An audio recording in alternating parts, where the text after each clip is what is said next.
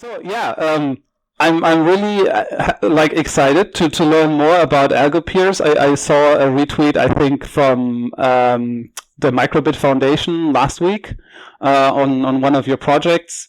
Um, and I work for Nordic Semiconductor, but that's not kind of the reason why I'm interested. Um, I know that we support Microbit through the foundation and that we sponsor hardware, but I was mostly interested to like in the project to learn what you are doing and how you're helping people, yeah, to learn programming. I think this is super exciting. Yes, really excited. Yeah, so Marcus, you're right. But before we even go on and then tell you more about Algopeers, I think it would be a nice opportunity for us to introduce Oh ourselves to yeah, of you. course. Yes, I think I read a lot about you before joining the meeting. I'm So, I'm sorry. I should have started with an introduction, a bit more about me. Um, yeah, I'm Marcus. Yeah, I'm on Twitter, Coder by Heart. I've been working in IT since I'm 17. I earned wow. my first salary when I was still in Germany in like what is kind of our not really high school, yeah, maybe high school, like in the 12th grade.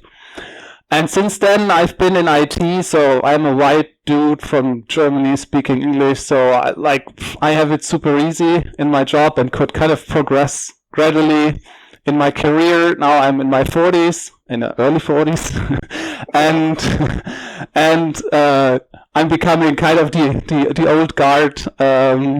I work now since 5 years in Norway at Nordic Semiconductor, and professionally, like I work mostly with cloud. I'm yeah, kind of cloud architect, you could call it. And in my spare time, I love to in this country drive around in our camper van, go camping, and I also volunteer at, for instance, Distribute Aid, which is a non-profit from Sweden and Serbia. They support the logistics for getting donated goods from Northern Europe, from UK, France, Germany to the people who arrive at our southern borders in Greece and to the hotspots even in Ukraine. And there I work on the tech part that helps a bit to organize these logistics. So I'm always fascinated in learning more about nonprofits that try to change, like use technology to like do something for the better. Oh, great. That's great. So, because you mentioned Germany, Kayla is already in Germany. She's part of us, and she would start with her introduction.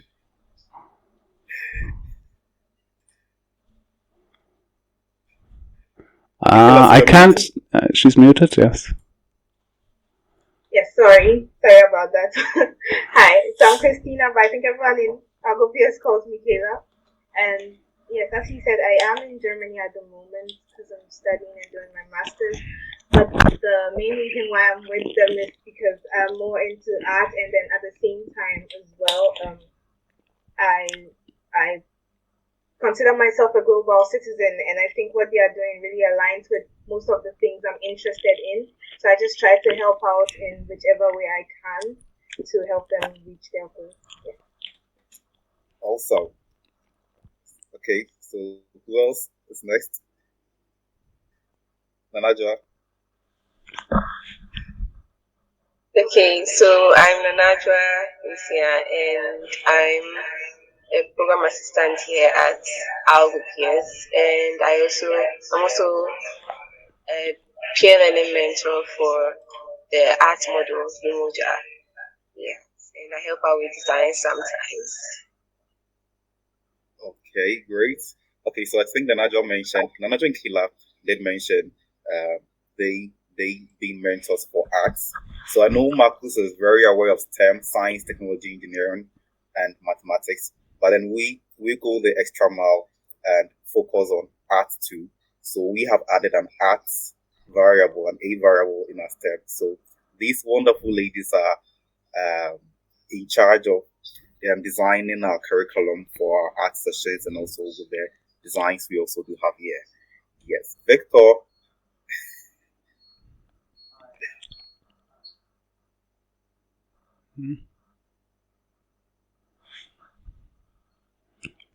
I can't hear you, Victor.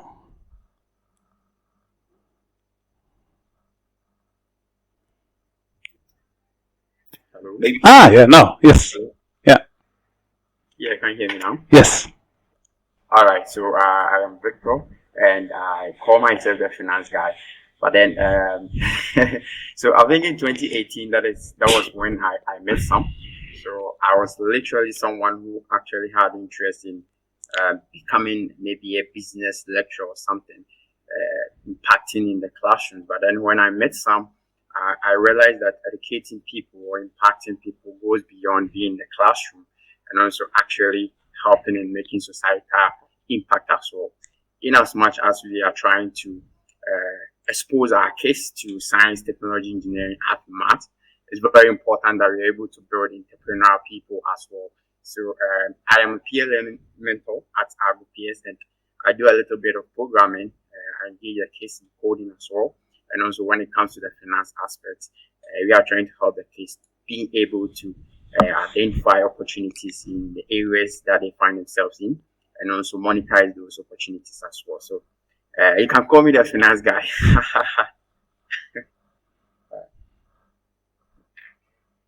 Lovely. So I think Benjamin just joined us. Vera would introduce herself then, Benjamin, and we talk about Algopeers. Okay, hi Marcus, I'm Vera, and I'm a data analyst and also a peer learning mentor at Algopeers. So I mostly take the kids through their coding projects, like coding with the micro:bit projects and all that. Yeah.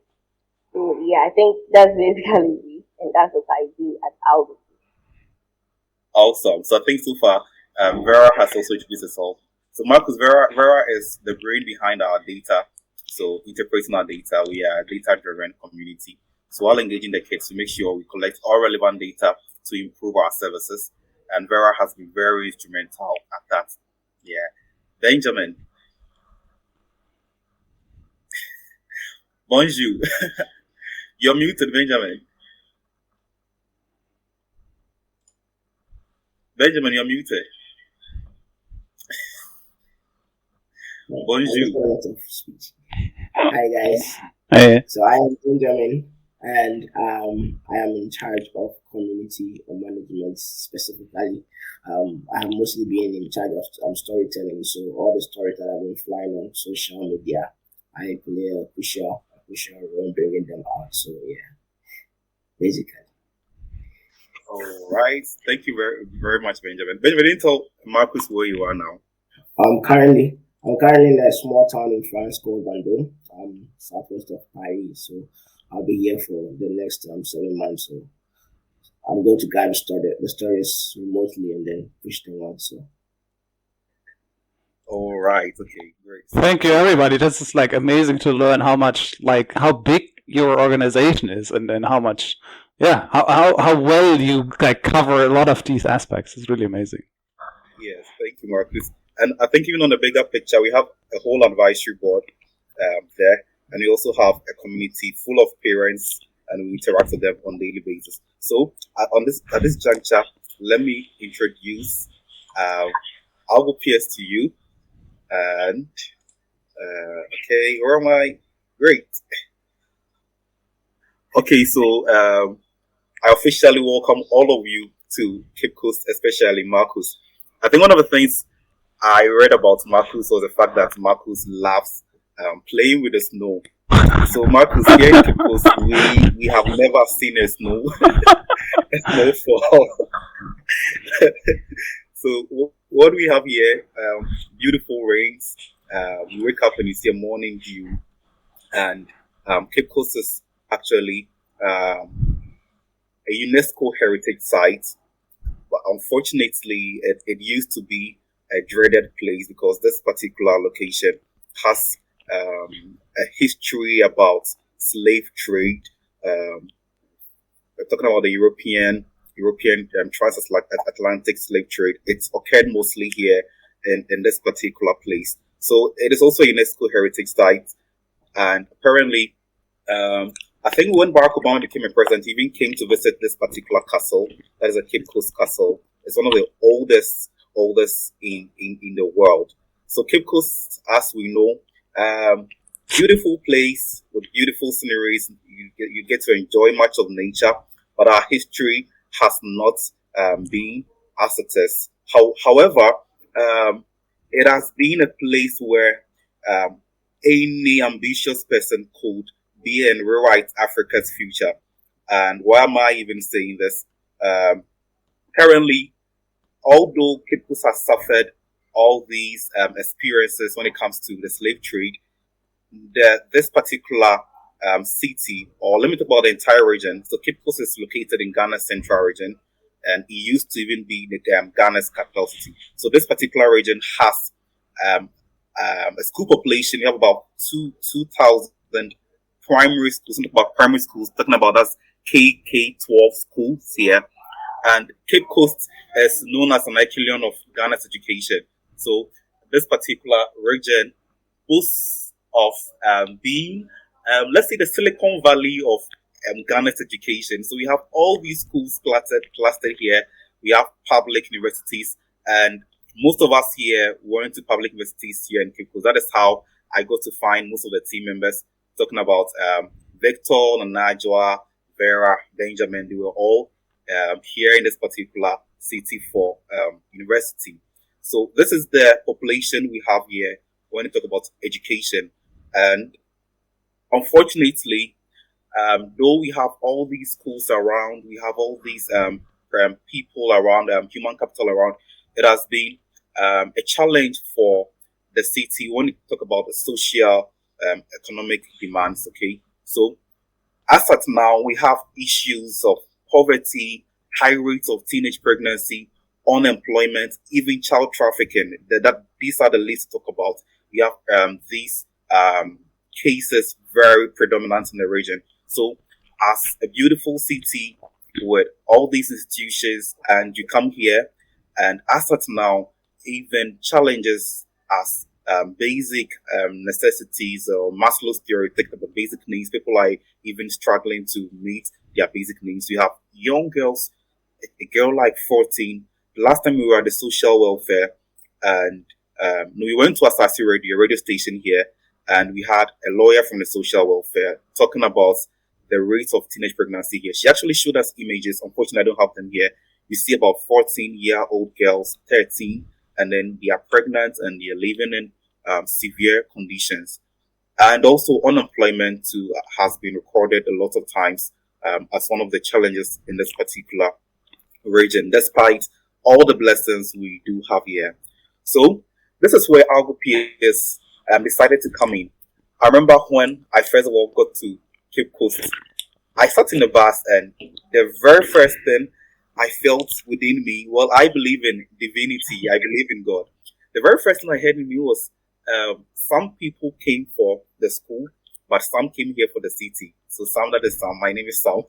I came here for the city, and I've really loved the city, not just because my father was born in this particular region, but when I came here, I felt a strong connection that I felt, okay, with all these people here, we could actually raise the next generation of problem solvers. So, yes, we have the city here, all these brilliant people within the educational sector, and I felt like it was very expedient for us to now consider bringing people together to solve our own problems.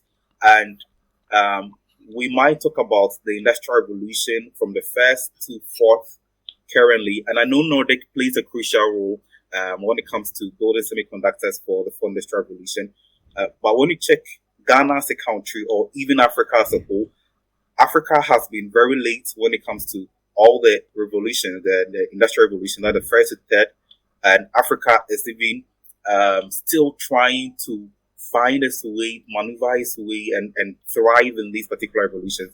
And talking about having a fourth industrial revolution, then it becomes necessary that we don't even become late, or we don't miss this opportunity.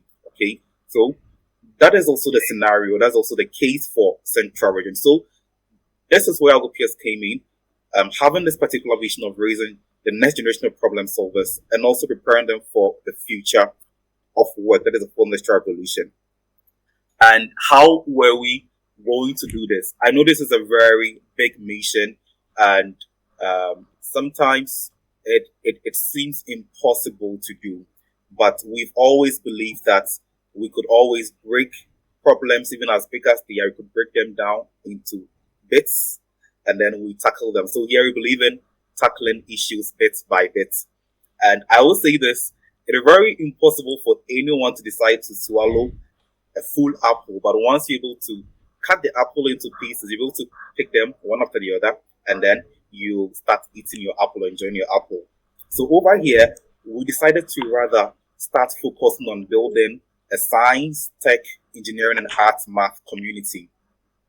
So that is where our focus has been. Our focus has focused on building a STEAM community where through this particular STEAM community, we are going to raise the next generation of problem solvers while also preparing the human capital here for the future of work.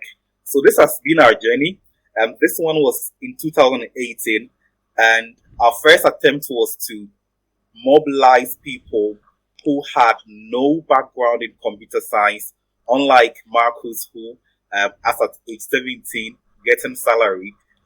For us, the narrative is not the case. Even Ghana now, the government even reports of not being able to recruit graduates. Teachers are unable to get posted. So we found people who had no background in computer science education or IT education, and we connected with Facebook developer community in Accra. We put them here, and this was a program where we introduced all these wonderful people in the Cape Coast ecosystem, introduced them to career opportunities in tech. So we had resource persons come all the way from Accra.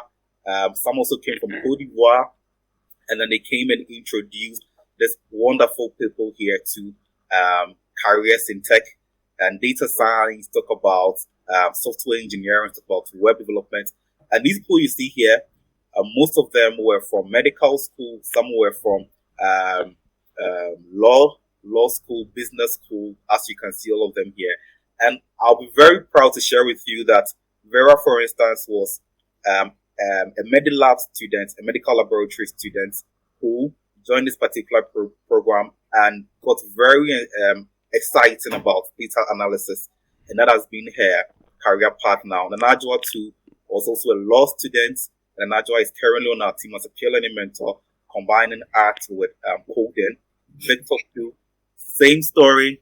Victor, accounting student, and then Victor joined us. So this is how the journey started for us, bringing all these people together, introducing them to these career opportunities in tech. And, well, there was another inspiration we had. So instead of just focusing on people who were old, we felt that, okay, now we had to focus on the grassroots.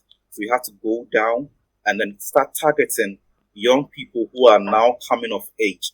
So that is where we came up with this particular community, Algopeers community, build a particular a sustainable community where we find young people who are from this particular region, take them through practical science, tech, engineering, arts, and math. And you may be wondering why I've been overemphasizing the practical aspects of what you are doing.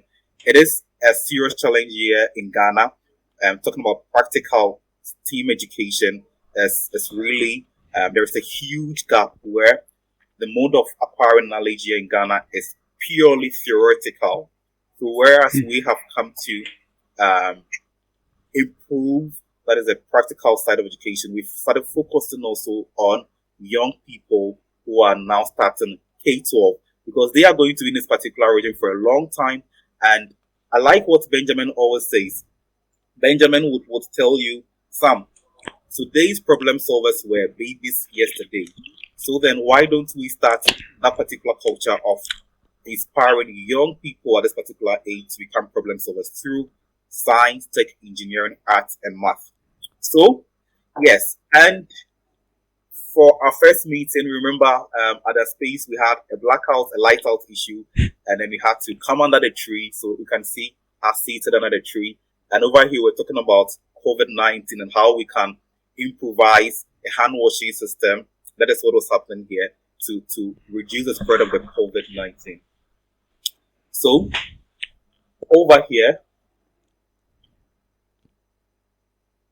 sorry for the interruption.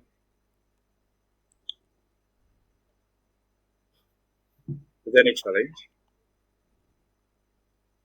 Everything is fine. Everything is fine. Thank you very much, Benjamin. So I had some slight distraction here. Sorry about that.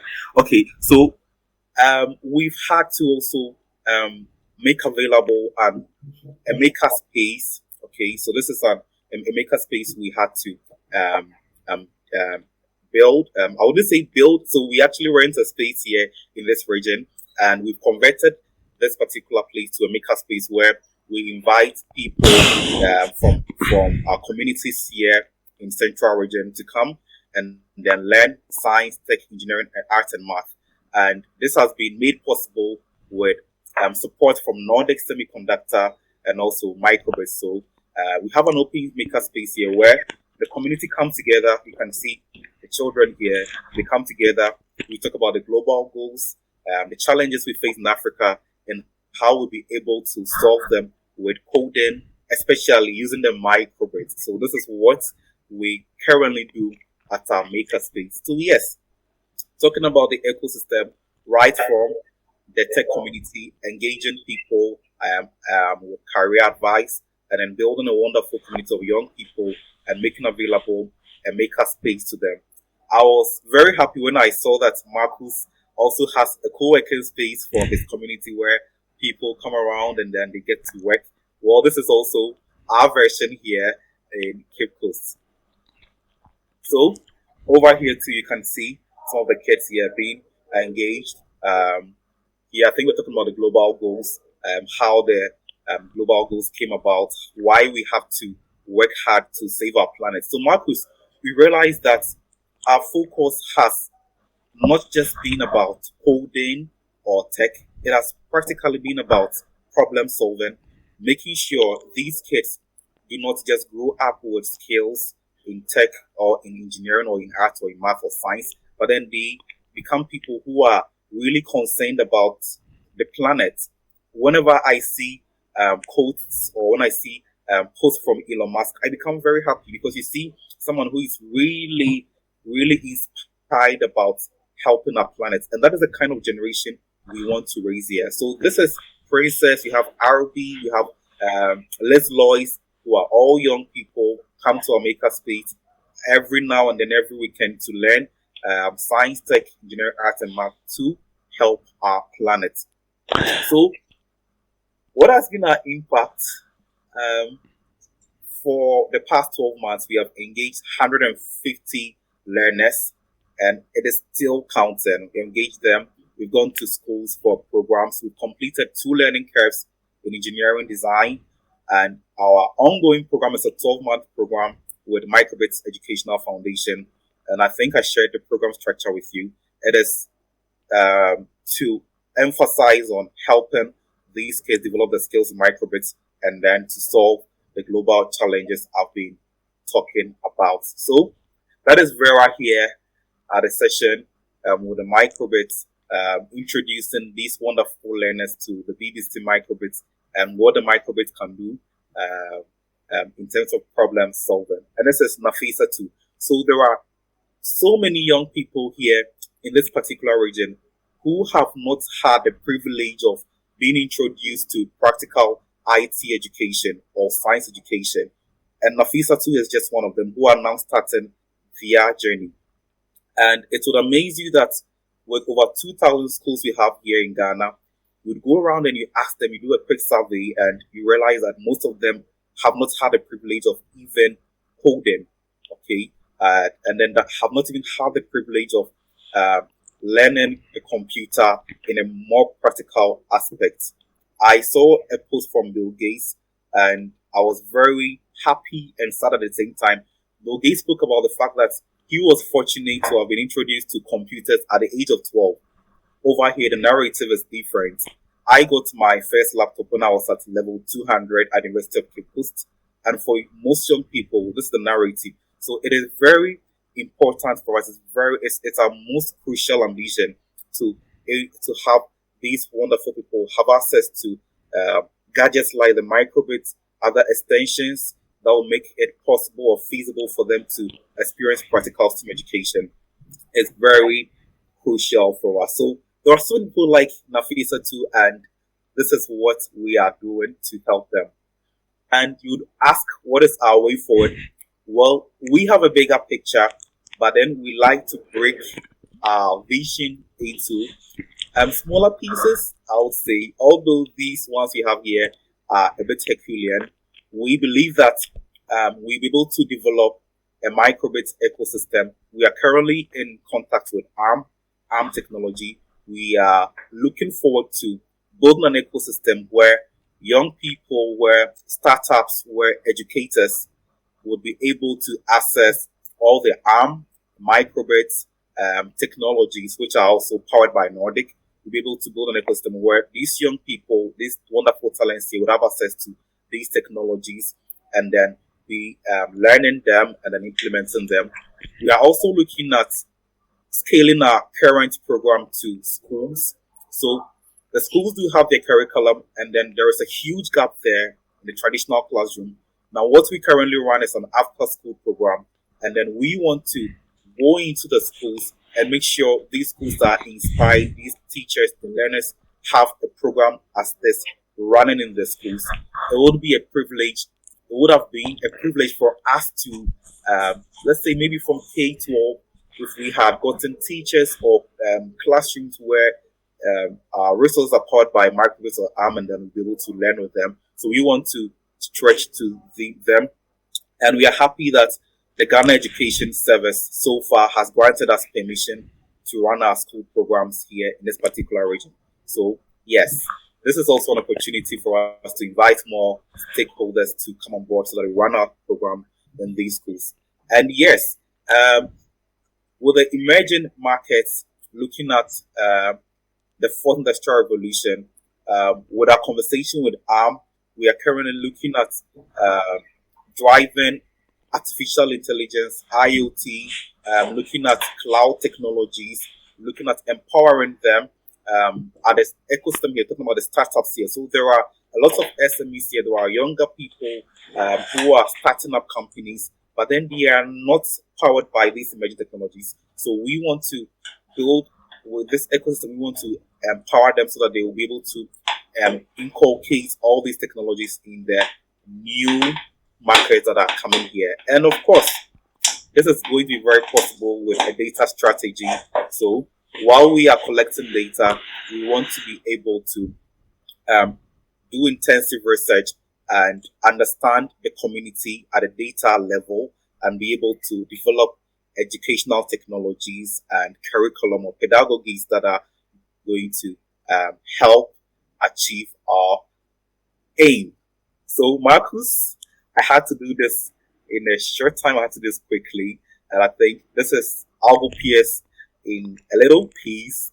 Thank you so much. If there are questions, if there's anything else you want to know. Yes, this was super helpful to get an impression. I would definitely agree that just learning software development doesn't really help you. Like I see this in my work every day, that I am a software engineer, but I lack a lot of the imagination that it needs to build a successful product. So I need other people to work with. I need people who have the ideas. I need people who know the actual problems and understand them. So the scientists from different backgrounds are necessary to build something together. Software is just and like any computer technology is just support technology. It can then help to scale it. It can help to analyze data massively, but it still needs people who understand what should be analyzed and what the software engineer needs to develop. And so this you cannot just focus on one specific sector and just say everybody learns to program Python and then the magic will happen. No. Like it's this interlocking of the different skills that are absolutely necessary. So this is great. One of my biggest questions is how are you how is the availability of hardware for you? I mean, the microbit itself is relatively cheap. However, without a computer, it's useless. Like you need a computer to program it, or you need a smartphone to program it, and so you always have to pair it with a laptop. And we saw that in the pictures, but I imagine, or I wonder how good are you? How good is the availability of hardware for you? Well, thank you very much. So, Marcus, this has been one of our greatest challenges, accessibility to hardware. So, in a community of, let's say, 64 active learners who are on this microbit journey, we have over 40 of them who do not own laptops. So most of them are currently relying on the laptops of their parents. I think you have a data to support that. Currently relying on laptops of their parents. And some of them, when they come to our makerspace, we offer them the laptops we have to use. So even with the microbit donation, it has been very strategic based on the criteria, assessing all of these things. And another crucial thing too, there are interesting programs, problem-solving programs we want to work on, but getting extensions to even purchase. I think Vera wanted to buy an alligator clip, and Marcus, it will shock you the miles she had to go before you could get an alligator clip. We currently need a motor driver board for some of our projects, and we are not getting them in the market to support our projects. So accessibility to hardware is a really big problem for us, but we are looking at making use of what is currently available to us and then building on that. I mean, this is the thing is, like, we at Nordic, we are sitting on so much unused components.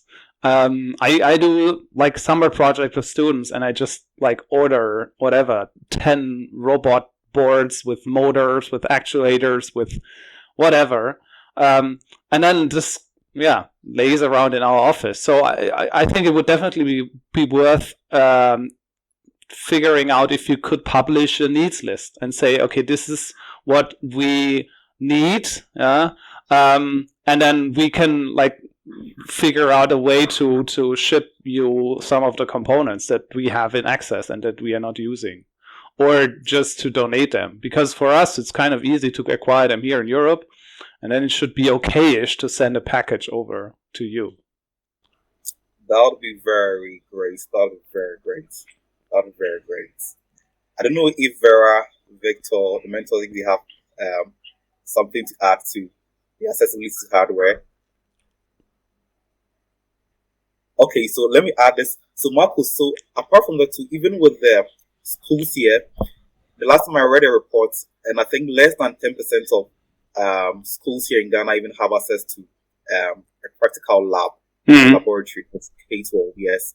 So we even foresee being able to, while running the school program, getting stakeholders to also come on board to partner with us and then make sure we have a trainers for trainer program going to train educators so that they're able to use the microbit, but then also helping the schools have access to these hardware too would also be a step in the right direction.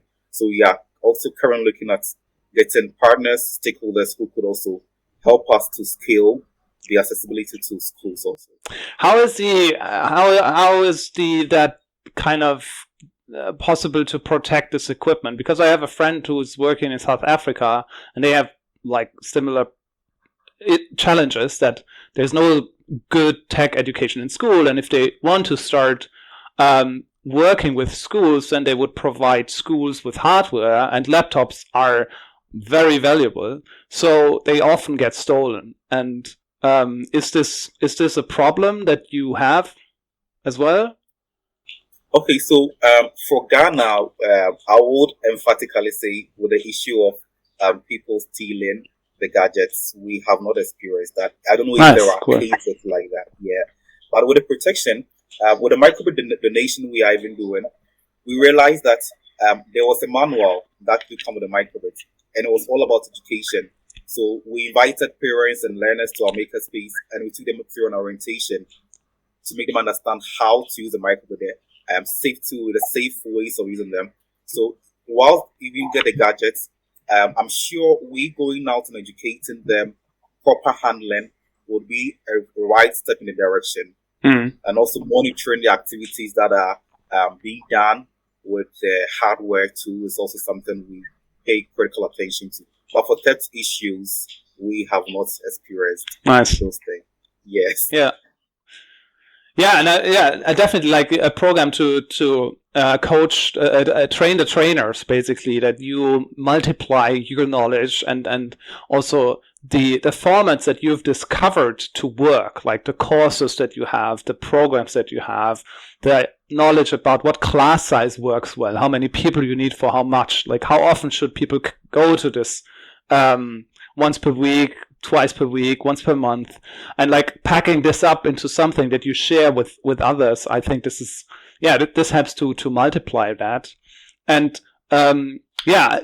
basic, and also this idea to not only target school children. This is, I think, crucial because you need to reach them and inspire them when they are young. So it's not too late when they come to a point where they need to make a decision of what to study, where to go, that they have at least more choices and more ideas what they could become. But I really loved what you said about having in mind the actual small and medium business and like people who then start new companies, because I think this is especially critical to change a society, is to have more people and business locally.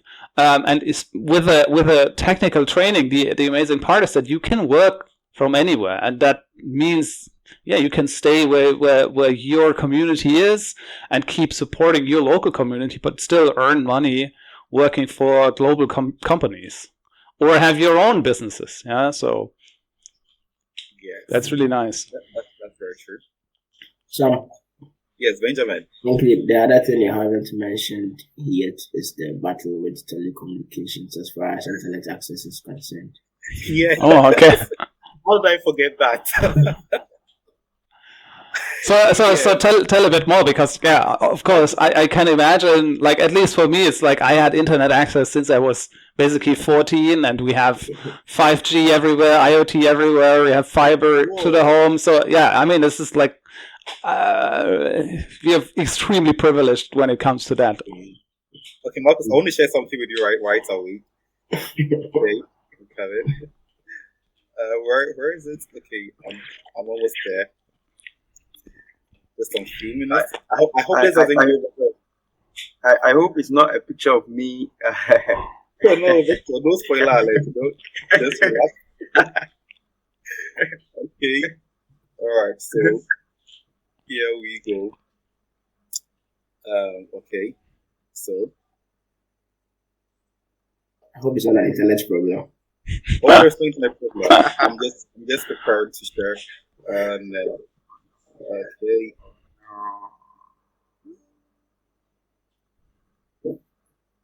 Marcus, have you seen this picture here? Oh, this looks like a kind of 5G modem hotspot thingy. Yes. 1G. So This Marcus, is 1G. 1G. Oh, yeah. No. So it's actually 4G. 4G. Oh, okay. So Marcus, talking about the telecom challenge here is Victor.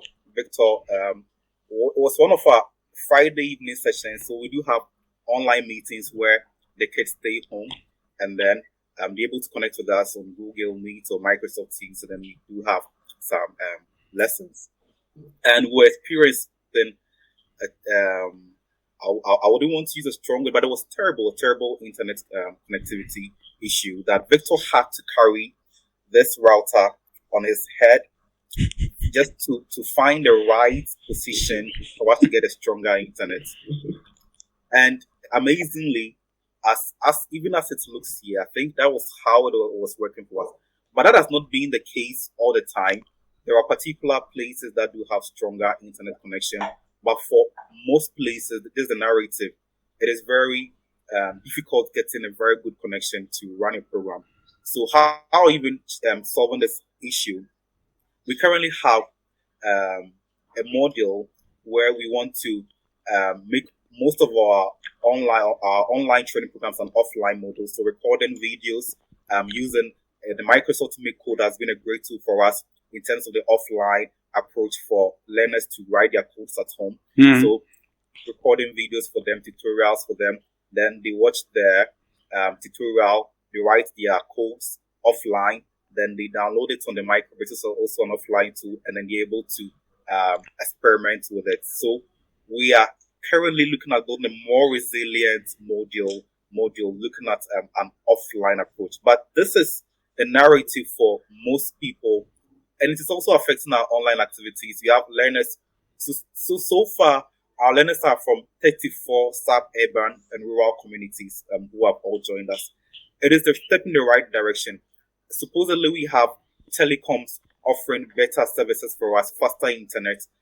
Our programs would have more people from rural communities participating. But you reach out to them, and because of internet connection, they are unable to join most of the online session. So the makerspace has played a crucial role for us. The microbits and also the Microsoft Make Code, which are all offline programs, have been very helpful.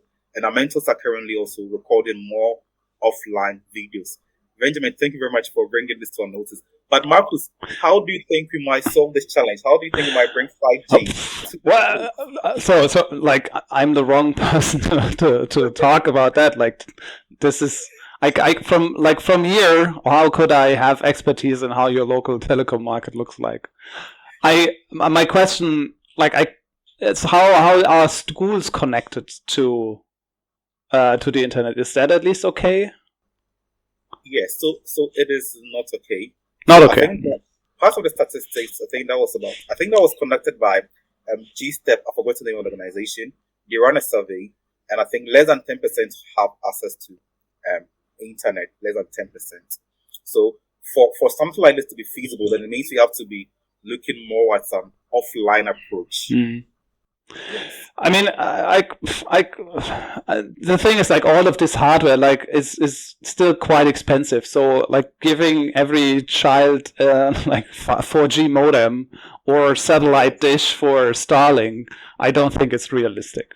So what is, I guess, what most likely will work is that you find a company that sponsors internet access and maybe equipment for, let's say, schools, like some central places where they can like install it and provide internet access, and where people can like come there to like work, like your makerspace, have a place where they have access. And then, but yeah, it's I think really crucial that you find ways to combine offline, maybe with ways to communicate that don't require that much high of a bandwidth. For instance, chat that allows still to ask questions, but it's a bit asynchronous. It doesn't depend on high bandwidth, and still allows a bit faster feedback than versus people are offline for a week or two before they come back to where they have internet access. Yeah, that's true. That's very good. So I think another advantage we have here is practically, I wouldn't say at most places. I think we have lots of people using smartphones. So smartphones, they are very common everywhere. So wherever you go, you got to see a smartphone. We have kids even owning most of the smartphones here. So smartphones too have been very crucial. So, but when you have smartphones, then you should have internet, right? Yes, but the service providers, Benjamin. I think so. It's more about the lack of smoothness as far as the okay, yeah. Yes. Like some Kwanzaa could go off any second. Yeah, all right. So you can't have stability. Yeah. Stability is a big issue. So Yeah. I think that is one of the things we are trying to battle. But I think we have in mind going all out and getting to some telecom companies, and then also looking for alternative internet access providers, and see how we could end up with somebody who will provide us like at least a smooth internet connectivity for a long term project. Yeah. So we are going to do that. But I guess, yeah, so it affects definitely the way you can like teach. Yeah, like having an internet call with 5 or 10 people that work simultaneously, that's probably not feasible. But yeah, you can do chat, you can have forums, you can have ability for people to interact nevertheless. Yeah, and then I think it's also, I think, important to look into better compression of videos. Like if you produce a lot of videos, they can become quite large. So understanding how video compression works best and how to deliver, maybe not like high definition video for all of the courses, but audio recording with slides that completely reduces the amount of data you have to transmit per child. Or look into kind of peer-to-peer technologies where you transmit larger data to somebody who has fast internet access and then allow them to forward that data, make it available to others. That's very laudable. So, like, this is like super inspiring. I mean, like, how can we support you? Like, what can I do? Like, what can I do to support your project? Do you have? Can I donate money?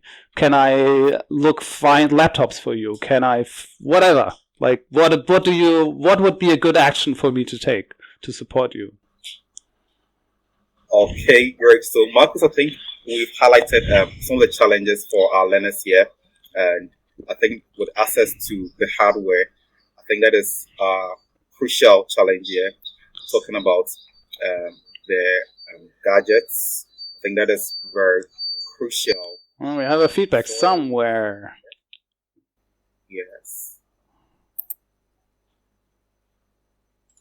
Yes. Okay, great.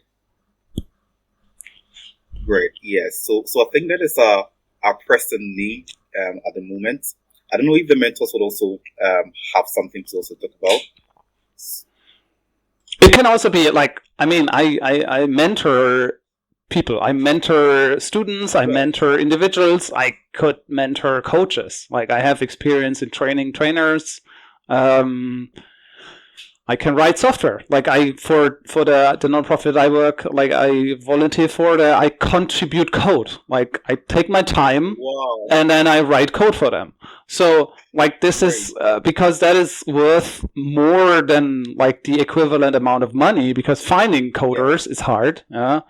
So like there's so much what volunteers can do, and some volunteers don't have time, so they can volunteer cash, but some volunteers can like volunteer their time, like coding, project management, graphics design. So I think there's a lot of opportunities for people who want to support you. Yes, great. Yeah, so as I also mentioned, that is very good for us. So we want to be involved in more research and also product development. As we speak, we have product ideas that we want to develop. And as you're saying, getting coders to us also be a huge challenge. So I'm very happy you did mention that. So getting a vibrant team of people to come and support us in terms of product development and mentoring our current mentors to upskill is also very, very important for us. So yes, we are really open to this support. Okay. So my feedback there would be like, think a bit about what you would like, and definitely you need to express that, because if you have to do this introduction call to everybody who's interested, this will cost a lot of time, and I think it's crucial for any organization, nonprofit, that you have kind of a good outreach to potential new donors, supporters, and then tell them how they can contribute. Sure, great. Great. That's great.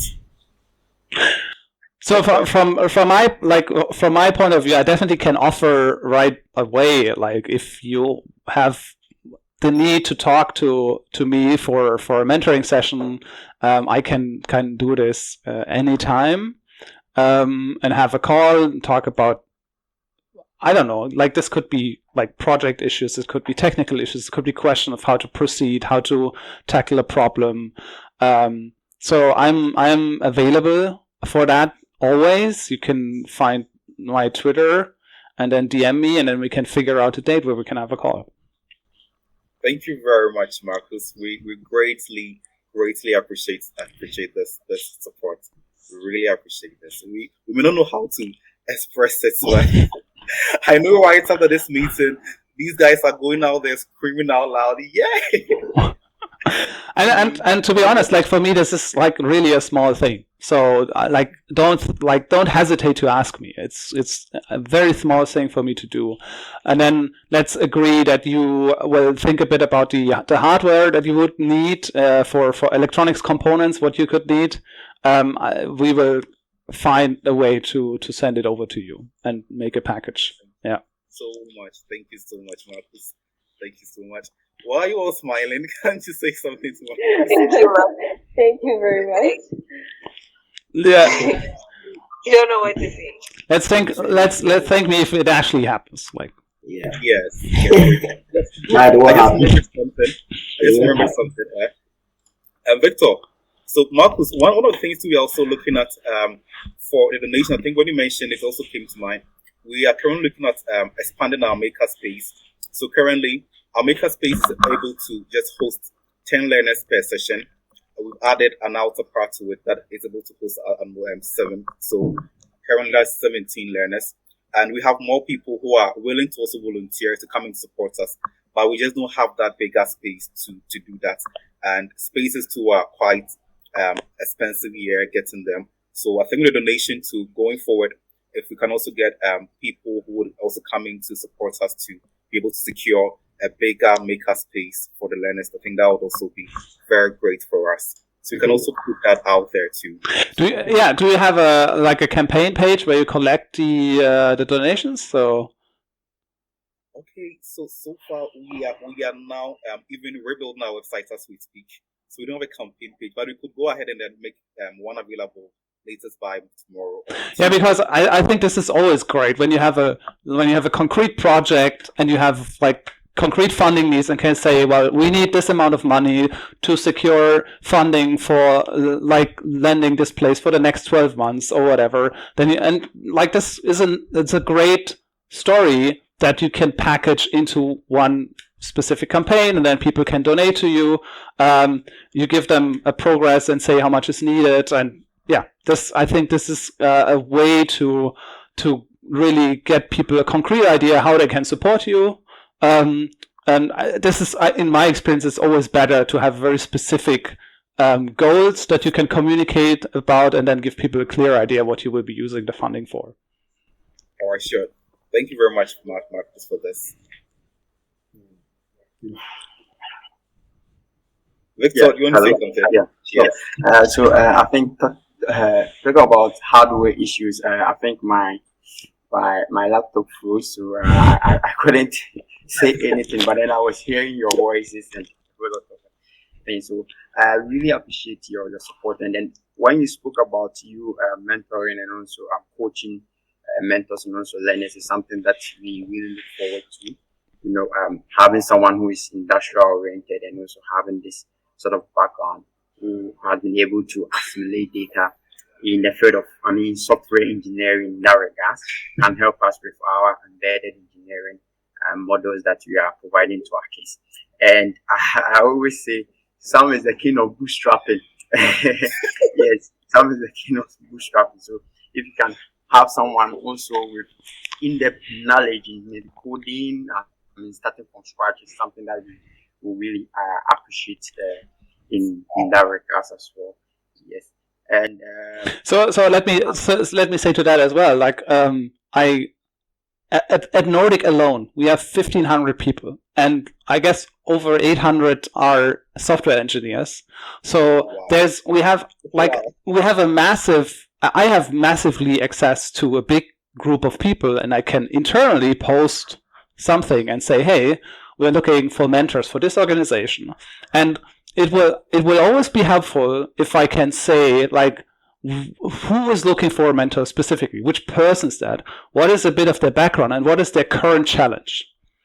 So if you can provide me a list of your names and your contact, maybe a LinkedIn or a Twitter, and one or two of your like biggest challenges right now, then this will help me much better find and interest people in mentoring you versus saying we just need mentors. If it's too abstract, then kind of people will hesitate a bit if they want to invest the time figuring out what could be needed. So in the beginning, for the first matchmaking, it makes a lot of sense to kind of reduce this kind of effort for the mentors, and invest a bit on your end into making clearer what you need, and then people can like self-select and on what they can provide. So that would be a great help if you could give me a list of like people who need mentoring and for what. Thank you, Marvin. That's great. Yeah. So I think we make all of that available to you. Yes, awesome. By email. And there was something else, Victor, you wanted to say. Yeah. So I think before the inception of this bootcamp, I think when Sam was also sharing the slide in that regard, made mention of the fact that we went blackout. I think our first session. Yes. So our power supply is also one of the major issues. But then so far, by the grace of God, we've not been actually we've not actually encountered that sort of problem. But then we are always making proactive decisions in that regards to anticipate as and when we face such issues, and we are looking at getting alternative power supply in that regard. So there are a whole lot of issues and things that we would actually need in our community. Then, so as you are saying, we will probably make it more specific. Yes, make it more specific with you, and then share all those issues with you in that regard. So looking next week, for instance, we are looking at starting our community outreach. Yes, most of the learners that we made mention of, we say school children here and there, but then most of them are out of school, and that is a pathetic state in Cape Coast. As you are saying, most of the kids are out of school and they have not even had the opportunity to be in a classroom in that regard. So we are also looking at having those people on board and providing these sort of early stage apprenticeship programs for them. So we look forward to having you being so helpful to our community in that regard. And again, like this data that you like compile about your needs, this is not just for me. It's like you need to put this out on your website, on your Facebook, on your socials, on like push this stuff, because other like this gives also a better insight in what you're actually doing. Because when you tell people like what you need it for, then you will explain what you need it for and what the effect of having it would have, and like being able to tell the story, like if I had these resources, we could have this effect, and this is I think incredibly useful to inspire people to help you. Yeah, Marcus. So may I ask how we might also help you scale your projects or your initiatives? So how do you also see Algopeers helping you or the team at Nordic? I have not thought about that, but I mean, like one of the biggest challenges for any like company is that we sit like in our very Norway as a country is kind of, it's a utopia, and we have all the privileges in the world, we have all the resources we need, we have all the security we need, all the money we want, all the health we want, and like our view of the world is extremely kind of limited. So we need good relationships to countries like Ghana, because this is where the problems of the future and the problems we have today are getting solved. Like there's so much opportunity in agriculture, in renewable energies, in natural resources to make them and use them for better causes than just like making Western countries more rich. And I think that is, for me, one of the reasons to engage and support like the work that the Microbit Foundation does, and that's why.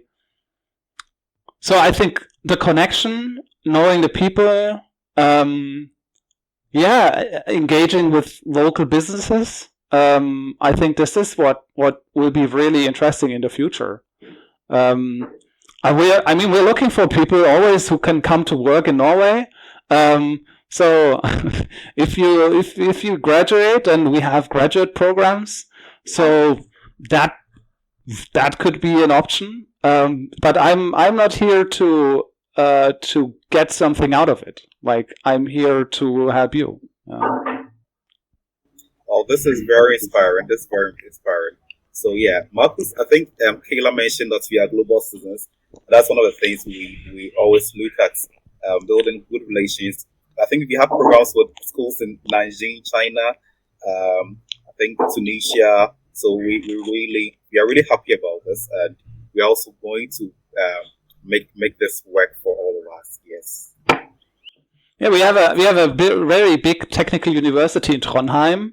It's called NTNU. So if you're interested in studying abroad, you might want to check out the international program we have. Okay. And can come here study, make your masters in computer science or engineering or whatever. So and get to learn a bit about Norway. That would be great. All right. Okay, Marcus. So I don't know if anyone has anything else to add. Marcus, when should we expect you in Ghana? Ghana is I have never been to Africa. Wow. That's not true. I've been to Egypt, so I've been on the African continent, but yeah, I'm typically tourist. So I don't know. I hope that, like, especially the work with the Microbit Foundation maybe makes some of that possible. But we also have always to think about, like, what is the most efficient way to, like, invest our money and time. And me traveling to Ghana is very expensive. So I think the money can be used for much more and much better stuff. Yeah. Just realistically, like, if I travel to Ghana, this will cost around $2,000 to $3,000, and this is probably 6 laptops.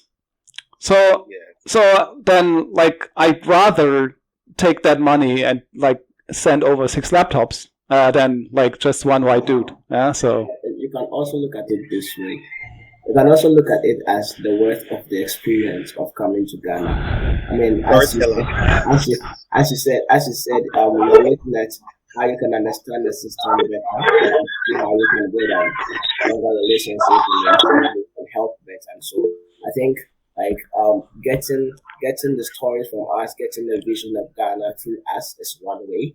But also, what if you step outside of the plane in Ghana and then feel the heat, or visit Cape Coast and then hang around with the Ghana Jollof. Yes, hang around with some through Cape Coast even for a week, and then actually experience, like, get an experience of what Sam has been bringing to you. I think that might actually inspire more ideas in you. Like, so much. Yeah. So I think you can also look at it from that angle. Yeah, absolutely. So I'm definitely inspired to stay in touch with you. For me, this was like, I'm really impressed that you took the time to tell me about your project, and I hope I can repay the time you, like, invested today, and share this with more people. Yeah.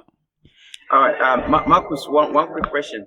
How is food in Norway like? You see, there's this guy who is tormenting the English Premier League. I don't know. So it is to put it mildly, it is extremely expensive and terrible. So like I moved here from Germany, and so I'm part of a big community of expats who came to Norway, and Norway has kind of limited access to like fresh produce because it just doesn't grow here. So everything that we get is imported. It's kind of the food that gets packaged on a container like 6 weeks and stays there and needs to stay fresh. So if you like meat and fish, that's great. But like having access to fresh fruit, fresh vegetables, that's basically not possible. So it's all of the internationals who come here. They don't find anything that they really really enjoy. Interesting. Yeah. I think we was talking about Holland.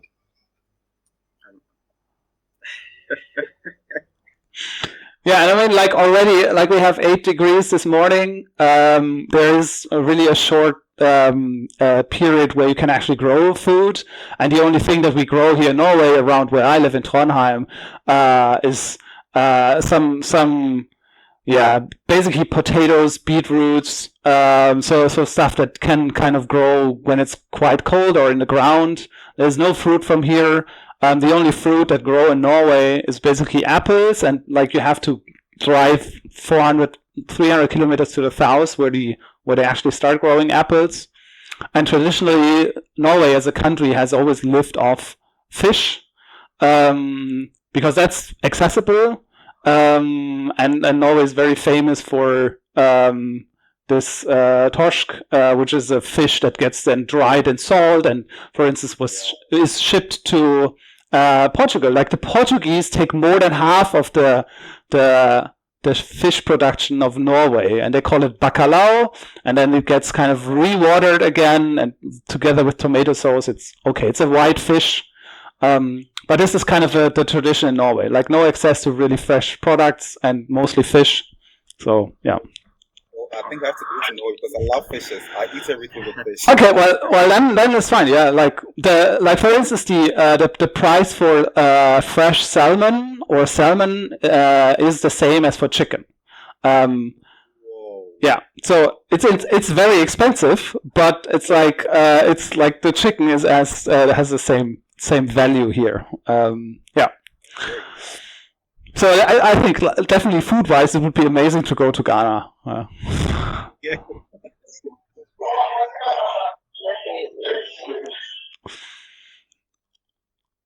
All right, I'm out of questions. If you haven't any more questions, then I'd say enjoy your Sunday, and let's keep in touch. Marcus, thank you so much for a wonderful time. Really enjoyed this meeting. It's been great connecting. All right. Thank you so much. Have a great day. Okay. Bye.